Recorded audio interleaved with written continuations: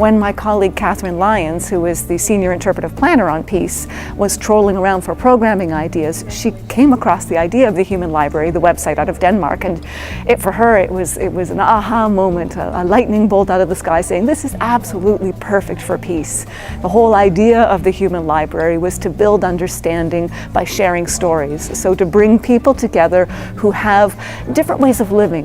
The Canadian War Museum, part of the mandate is to tell the personal experiences of Canadians in their the stories, the military history, in the personal, national, and international dimensions. And so it's the personal experiences, in this case, that really fit well with the Human Library, because these were 19 people with a diverse set of experiences, all related in some way to an aspect of military history. It was a wide range of people, right? I mean, we had, of my volunteers alone, I had my oldest volunteer who's 93, and I had one of my youngest who's 24, and both of them veterans of different wars, and sharing their stories with, families, adults, individuals, couples, all these different people that came through for different reasons. So it was really lovely to see that, and the wide range of people that were books themselves. I mean, I couldn't pick a favorite book, definitely not.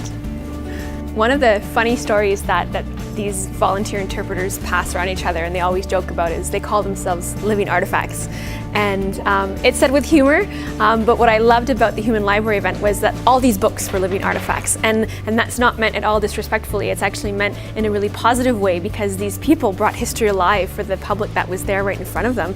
And what I liked about that exchange was that not only were these books able to share these stories with the public and able to bring that history alive, but the public who was there in front of them, by listening to these stories, by witnessing these stories, they also helped, I think, for the volunteers and for the veterans in particular, helped validate those stories. And that was something that is important for both the receiver and the person who shares those stories.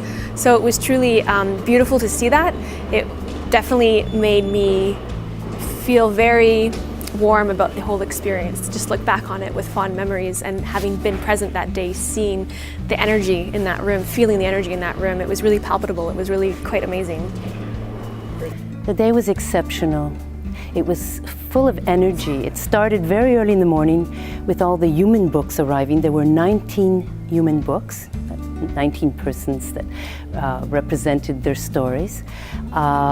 We had about 150 readers, people who showed up, a little bit maybe over 150. And it started at 11 in the morning. People were here at 9 a.m. signing up for books. So by noon, we were full up. And when you walked in the room, it was so full of energy, positive energy. It was practically an emotional experience that it was just so wonderful.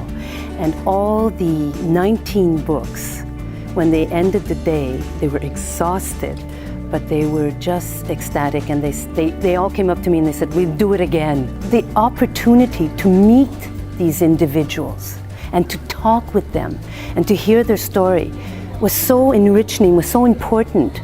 And that, generally, we're getting away from that kind of one-on-one relationship.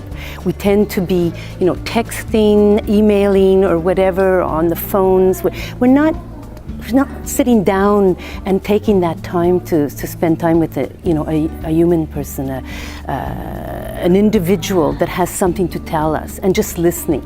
And so I think that's what people left the museum with, all this history in one room. All these people with various experiences, historical experiences, that they took away with them.